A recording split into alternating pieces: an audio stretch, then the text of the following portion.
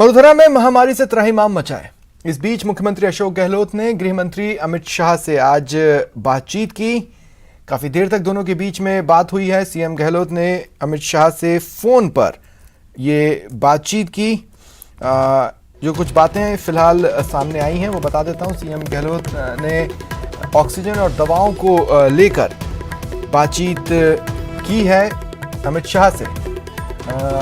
Oxygen की कमी है, दवाओं की कमी है और ऐसे में मरुधरा क्या चाहती है ये गृह मंत्री को बताया और साथ ही अपील की कि एक्टिव केसेस के अनुपात में दवा का, ऑक्सीजन का आवंटन हो। मतलब रेशो देखिए कहां पर कितनी जरूरत है और उसके हिसाब से फैसला लें।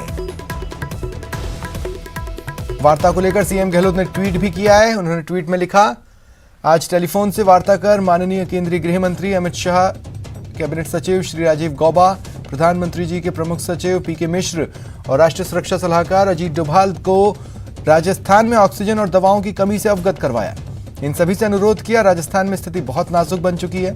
राजस्थान को एक्टिव केसेस की संख्या के अनुपात में ऑक्सीजन और जरूरी दवाइयां उपलब्ध करवाई जाएं, जिससे इस संकट को टाला जा सके। यहाँ एक्टिव केस तेजी से बढ़ रहे हैं। आज एक्टिव केसेस की संख्या 1,70,000 के आसपास हो गई है। इसलिए ऑक्सीजन और दवाइयों का जल्द से जल्द एक्टिव केसेस के अनुपात में आवंटन करें, जिससे जनता को राहत मिल सके। और ज्यादा जानकारी के लिए बात करेंगे सहयोगी दिनेश से, जो इस वक्त हमारे साथ फोन लाइन पर जुड़ रहे हैं। दिनेश, देखिए, ये नहीं कह रहे हैं कि आउट ऑफ टर्न दीजिए, ये भी नहीं कह रहे हैं कि इससे ज्यादा या उससे ज्यादा दीजिए, सीधे कह रहे हैं कि आप एक्टिव केसेस का रेशो देखें और आवंटन करें। सीएम की गृह मंत्री से मांग। बिल्कुल स्वप्निल, सही कहा आपने। जो मांग की जा रही है वो यही कि राज्य के साथ भेदभाव कम से कम ना हो, जो राज्य का हिस्सा है वो कम से कम राज्य को मिले, क्योंकि राजस्थान में जिस तरह के हालात होते जा रहे हैं, लगातार स्थितियां बिगड़ती जा रही है और एक्टिव केसेज की संख्या जो है वो बढ़कर 1,70,000 हो गई है। तो राज्य सरकार भी चिंतित है। पिछले दिनों भी आपने देखा कि मुख्यमंत्री ने प्रधानमंत्री से फोन पर बात की।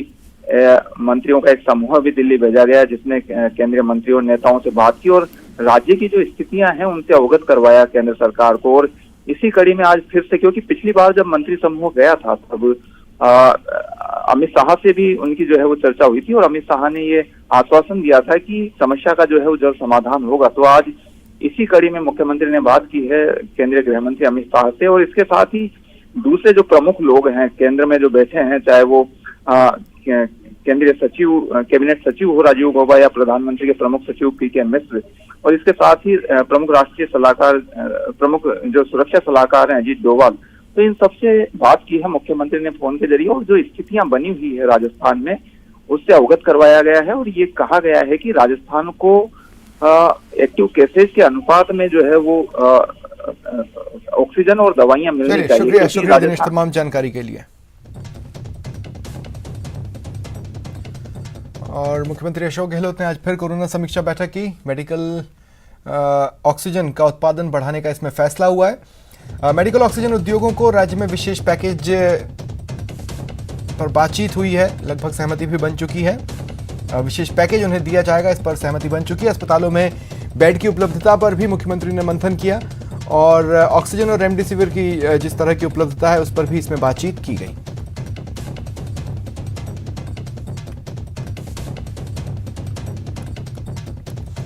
और सर, कोरोना को लेकर कल प्रधानमंत्री नरेंद्र मोदी एक अहम बैठक करेंगे। काउंसिल ऑफ मिनिस्टर्स की बैठक उन्होंने बुलाई है।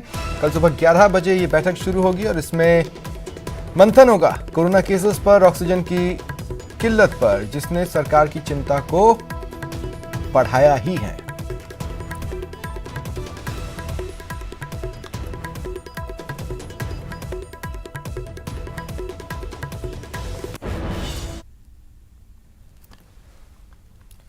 कोटा में संक्रमण की बेकाबू रफ्तार की जद में अब खाकी आ गई है। जवान और अधिकारी तेजी से कोरोना की चपेट में आते जा रहे हैं।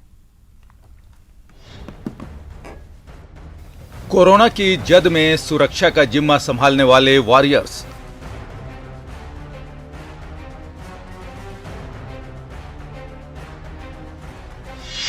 दूसरी लहर का तेज प्रहार, खाकी पर कोरोना की मार।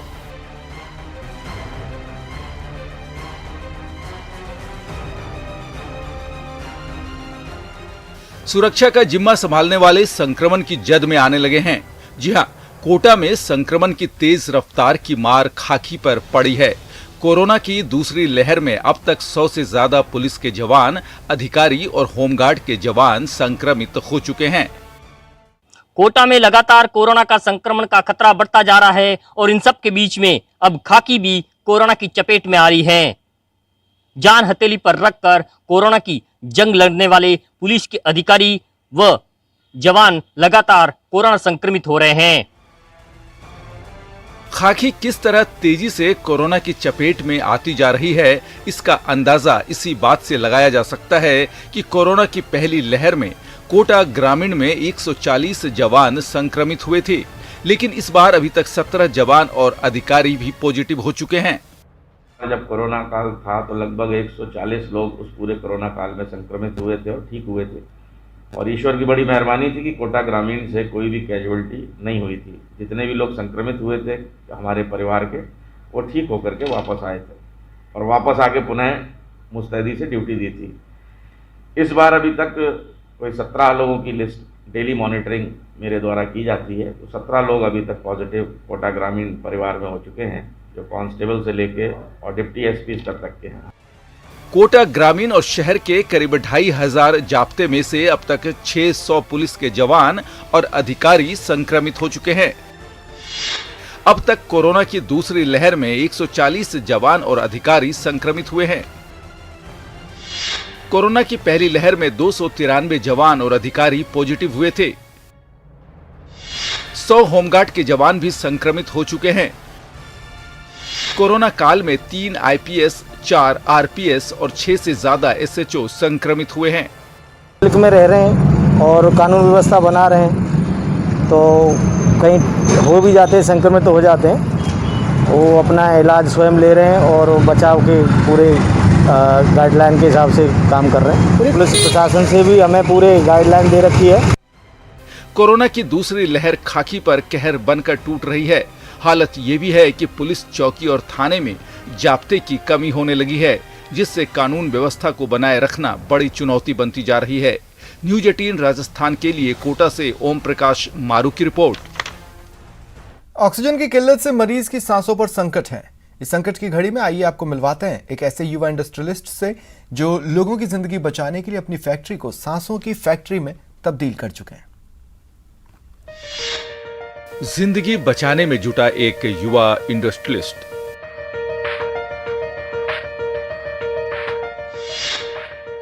फैक्ट्री को ऑक्सीजन प्लांट में बदला।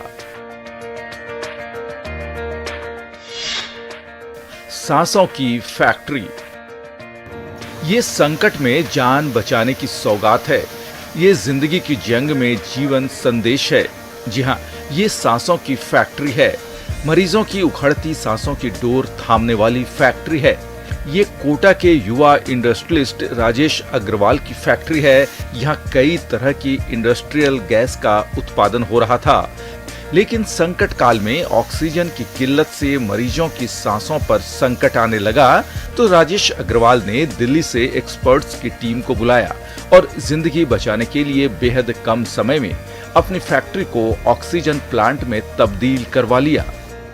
पहले हम इंडस्ट्रियल गैसेस बनाते थे, ऑक्सीजन, नाइट्रोजन ये बनाते थे, और साथ में हमारा मेटल्स का भी काम है, लेकिन हमने फिर उसको इतना ऑक्सीजन को काम को इतना मेन बिजनेस नहीं समझाया था। हमने हमारा मेटल्स का लाइन था, उसको ज़्यादा उसको ज़्यादा महत्व दिया था। बट अभी हमने सोचा है कि प्रशासन इतनी मुसीबत में, हम सब लोग इतनी मुसीबत में, देखिए पैसा, पहले ऑक्सीजन को पैसा माना जाता था, पैसे को ऑक्सीजन माना जाता था बेसिकली। जिसके पास पैसा है उसकी ज़िंदगी है, लेकिन आज हम सोचते हैं ऑक्सीजन को तो ऑक्सीजन की ज़रूरत है, ज़िंदगी में ऑक्सीजन सबसे ज़्यादा ज़रूरत है। आज सरकार इतनी मुसीबत में, लोग हमारे इतनी मुसीबत है, तो हमारा भी कुछ फ़र्ज़ बनता है, और इसीलिए मेरे सोच में आया कि हमने करना चाहिए। ऑक्सीजन प्लांट लगाने में उन्हें करीब 70 लाख रुपए का खर्चा आया। एक्सपर्ट्स की टीम ने महज 15 से 20 दिनों में प्लांट को तैयार कर दिया। इस प्लांट से हर रोज 150 से ज्यादा ऑक्सीजन सिलेंडरों को भरा जा रहा है। हमारा जो PSAS ऑक्सीजन प्लांट है सर, इसमें क्या है, ये गैस फॉर्म में बनती है, और ये इसका जो रॉ मटेरियल है वो एयर है, हमें कोई अतिरिक्त रॉ मटेरियल की रिक्वायरमेंट नहीं है, और हम इसी एयर को फिल्टर करके हम ऑक्सीजन बनाते हैं। और ये मेडिकल फील्ड में काफ़ी प्लांट लगा चुके हैं, और छोटे से 5 NMQ से लेके और 150 NMQ तक हम प्लांट लगाते हैं। इतना ऑर्डर है ऑक्सीजन के कि हम कर भी नहीं पा रहे हैं। बहुत स्पीड से सर हम 24 घंटे काम कर रहे हैं, और तब जाके हम अपना कंप्लीट कर पा रहे हैं। इस ऑक्सीजन प्लांट का कलेक्टर उज्जवल राठौर और CMHO भूपेंद्र सिंह समेत कई अधिकारियों ने जायजा भी लिया और युवा इंडस्ट्रियलिस्ट के इस कदम की सराहना की है। फिलहाल इस प्लांट से जिंदगी बचाने वाला ऑक्सीजन का उत्पादन हो रहा है और उखड़ती सांसों को बचाया जा रहा है। वाकई संकट काल में युवा इंडस्ट्रियलिस्ट राजेश अग्रवाल की अपनी फैक्ट्री में ऑक्सीजन प्लांट लगाने की इस नेक पहल की जितनी भी तारीफ की जाए कम है। राजेश की इस मिसाल से दूसरों को भी सीख लेकर आगे आना चाहिए और संकट काल में अपना योगदान देना चाहिए। न्यूज़ 18 राजस्थान के लिए कोटा से शाकिर अली की रिपोर्ट।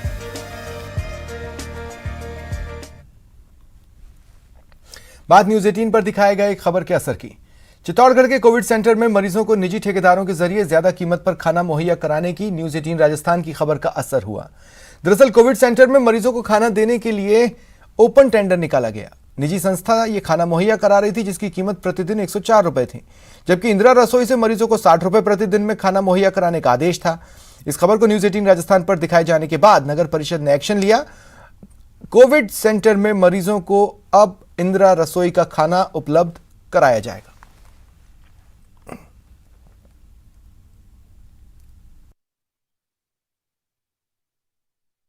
कल ही ऑर्डर मिला है हमें, अभी जो है 200 थाली प्रतिदिन का ऑर्डर मिला है और हम पूरी सेवा का कार्य करते हुए इस खाने को पैकिंग करके कोविड रोगियों के लिए पहुंचा रहे हैं। साथ ही हमने जो कोविड-19 के जो गाइडलाइन है उसका पालन कर रहे हैं। सैनिटाइजर, मास्क, ग्लव्स वगैरह पहनकर हम इसको पहुंचा रहे हैं।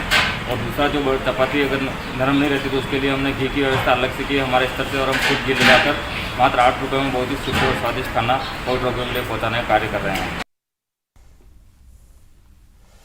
जयपुर से बड़ी खबर है। पत्नी और बच्चों की निर्मम हत्या करने के बाद पति ने सुसाइड कर लिया।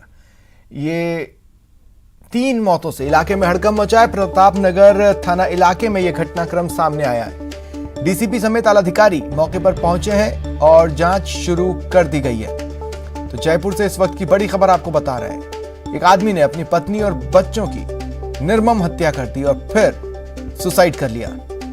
पुलिस जांच कर रही है आखिर क्या कारण है जिसने पहले अपने परिवार के सदस्यों को मार डाला और फिर खुद भी अपनी जीवन लीला समाप्त कर ली। हड़कंप मचा हुआ है, हर कोई स्तब्ध है और पुलिस मौके पर है, जांच कर रही है।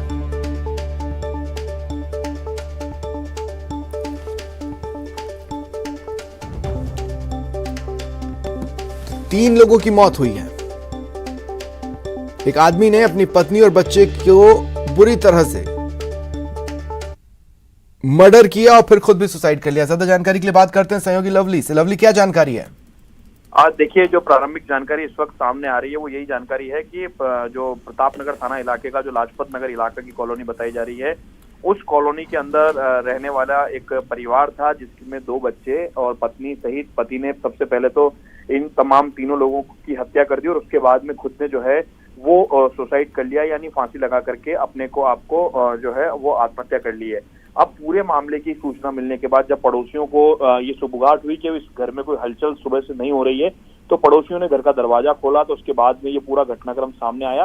फिलहाल जो है प्रतापनगर की जो थाना पुलिस है, जो डीसीपी हैं, एसीपी हैं, तमाम अधिकारी मौके पर पहुंच रहे हैं और एफएसएल की टीम को भी जो है वो रवाना किया गया है। कुछ देर में एफएसएल की टीम भी वहां पर मौके पर पहुंचेगी, साक्ष्य इकट्ठा करेगी।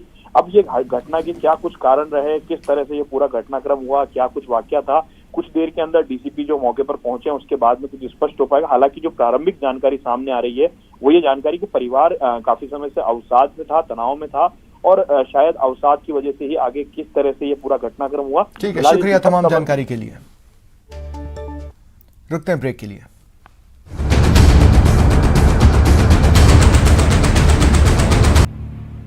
अगर आप पिंक सिटी में रहते हैं और कदम कदम पर पसरे कचरे से परेशान हैं तो इस खबर को इग्नोर नहीं कर सकते।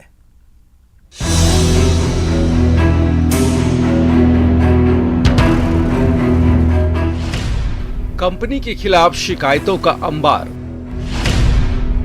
निगम ने नहीं किया कंपनी से करार। ये जो है ये हमारे बोर्ड के प्रस्ताव में भी था, हमारी सफाई समिति की तीनों समितियों ने ज्वाइंट मीटिंग के द्वारा भी ये प्रस्ताव फिर से लिया गया कि बीवीजी के खिलाफ जो है कार्रवाई हो और नई जो टेंडर की प्रक्रिया है वो लागू हो। बीवीजी कंपनी को जवाब का इंतजार। हो सकता है ये जवाब कल दें, परसों दें, जब भी ये जवाब दे देंगे उसके बाद में हम डिसाइड करेंगे। पिंक सिटी को है सफाई की दरकार, कचरा विवाद का अंत कब? मेरा जयपुर साफ हो, इसमें मेरा भी साथ हो। पिंक सिटी की सूरत संवारने का ये नारा अब शहर के बाशिंदों को मुंह चिढ़ा रहा है। शहर की साफ सफाई को लेकर आम व खास परेशान है। राजधानी में घर घर कचरा बटोरने का सिस्टम पूरी तरह से फेल हो चुका है। लिहाजा नगर निगम ग्रेटर ने बीवीजी कंपनी को बाहर का रास्ता दिखाने की तैयारी कर ली है। ये जो है ये हमारे बोर्ड के प्रस्ताव में भी था, हमारी सफाई समिति की तीनों समितियों ने ज्वाइंट मीटिंग के द्वारा भी ये प्रस्ताव फिर से लिया गया कि बीवीजी के खिलाफ जो है कार्रवाई हो और नई जो टेंडर की प्रक्रिया है वो लागू हो। 4 साल पहले नगर निगम ने बीवीजी कंपनी को घर घर कचरा संग्रहण का काम दिया था। कंपनी ने काम तो ले लिया और इसको बांट भी दिया, यानी कंपनी बिना कुछ खर्च किए ही प्रतिदिन 600 रुपये अधिक का मुनाफा कमा रही है। यानी कंपनी बिना कुछ खर्च किए ही प्रति टन 600 रुपये से अधिक का मुनाफा कमा रही है। कागजी आंकड़ों की माने तो कंपनी औसतन प्रतिदिन शहर से 1400 टन के करीब कचरा उठाती है। कंपनी को प्रति टन कचरे का करीब 1750 रुपये का भुगतान होता है। पिछले दिनों नगर निगम ग्रेटर की हुई बोर्ड बैठक में अधिकांश पार्षदों ने बीवीजी कंपनी की वर्किंग को लेकर शिकायत की, लेकिन हैरत की बात यह है कि बीवीजी कंपनी के साथ ग्रेटर नगर निगम ने अभी तक न कोई नया सप्लीमेंट एग्रीमेंट किया और न ही कंपनी को काम बंद करने के लिए कोई नोटिस जारी किया, जबकि कायदे से ये काम 1 अप्रैल को ही हो जाना था। हो सकता है ये जवाब कल दें, परसों दें, जब भी ये जवाब दे देंगे उसके बाद में हम डिसाइड करेंगे। या तो ये नगर निगम ग्रेटर ये कहेगा कि भाई हम बीवीजी से काम नहीं करवा रहे, तो वो लेटर हमारे पास आएगा तो हम काम बंद कर देंगे, हमें कोई प्रॉब्लम नहीं है। बीवीजी के ऑपरेशन हेड के मुताबिक कंपनी हर स्थिति के लिए तैयार है। उम्मीद कीजिए कि विवाद का निपटारा जल्दी हो और शहर के बाशिंदों को कदम कदम पर पड़े कचरे से निजात मिले। न्यूज 18 राजस्थान के लिए जयपुर से दीपक व्यास की रिपोर्ट। नागौर सांसद हनुमान बेनीवाल ने जीएलएन कोविड अस्पताल का निरीक्षण किया। मुख्य रूप से ऑक्सीजन सप्लाई स्लो होने की शिकायत मिली। कई रोगियों के परिजनों ने अपनी परेशानी उन्हें बताई। सांसद ने तत्काल कार्रवाई के निर्देश दिए। वहीं सांसद ने कहा कि इस दौरान सबको मिलकर काम करना है। डॉक्टरों और मेडिकल स्टाफ की हिम्मत की भी उन्होंने सराहना की।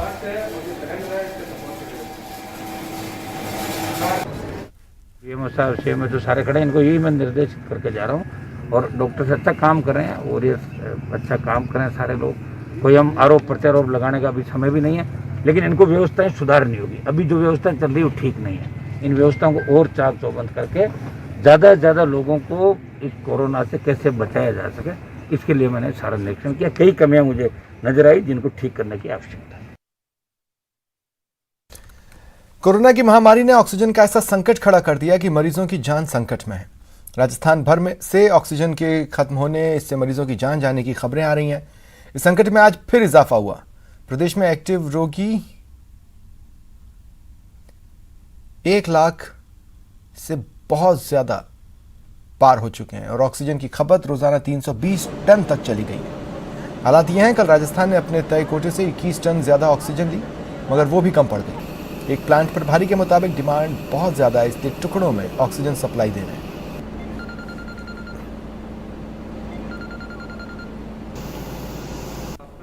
बल्क में सिलेंडर चाहते हैं, हम उनकी रिक्वायरमेंट के अकॉर्डिंग छोटे छोटे टुकड़ों में सप्लाई दे रहे हैं। मान लीजिए कि किसी के यहाँ कंजप्शन 40 है तो उसको 2 या 3 बार में 40 सिलेंडर मिल रहे हैं। जो भी बड़े हॉस्पिटल्स हैं, वो जैसे चिराई हॉस्पिटल है तो उसकी 120 है तो उसको 120 24 आवर्स में सप्लाई हो रहा है। कोरोना महामारी की दूसरी लहर में ऑक्सीजन और रेमडेसिविर की कमी के बाद ब्लड की किल्लत हो सकती है। रक्तदान पूरी तरह से ठप है। प्रदेश के अधिकांश ब्लड बैंकों में ब्लड की कमी बहुत चिंताजनक स्तर पर है। 1 मई के बाद 3 महीने तक ब्लड का जबरदस्त संकट हो सकता है। विशेषज्ञों ने युवा रक्तदाताओं से अपील की कि वैक्सीन लगवाने से पहले रक्तदान महादान का संकल्प लें। मानना है कि अगले 3 महीने के अंदर इसकी बड़ी भारी कमी महसूस हो सकती है। इसलिए और सभी से मेरा आग्रह है कि अपन इस तरीके का कैंपेन करें कि लोग 18 वर्ष से 45 वर्ष के बीच के अंदर अपना रक्तदान कर वैक्सीनेशन करवाएं। तो यह एक बहुत बड़ा इस महामारी से पार पाने के लिए सक्षम होगा। जहां तक टेक्निकली एक समस्या ये आ रही है कि वैक्सीनेशन के 60 दिन तक कोई व्यक्ति रक्तदान नहीं कर सकता है, तो इस अवधि में होने वाले रक्त के अभाव को ध्यान में रखते हुए आज दूदू में हमने ये रक्तदान शिविर का आयोजन। बांसवाड़ा पुलिस ने क्षमता से अधिक भीड़ वाली दुकानों पर दबिश देकर व्यापारियों को गिरफ्तार किया और सोशल डिस्टेंसिंग की अनदेखी करने वाले उपभोक्ताओं की भी क्लास लगाई। सख्ती का सिलसिला यहीं नहीं रुका, पुलिस ने सबक सिखाने के लिए दुकानदारों का सामान भी जब्त किया। पुलिस ने कार्रवाई का विरोध कर रहे स्थानीय महिलाओं को भी मौके से रवाना कर दिया।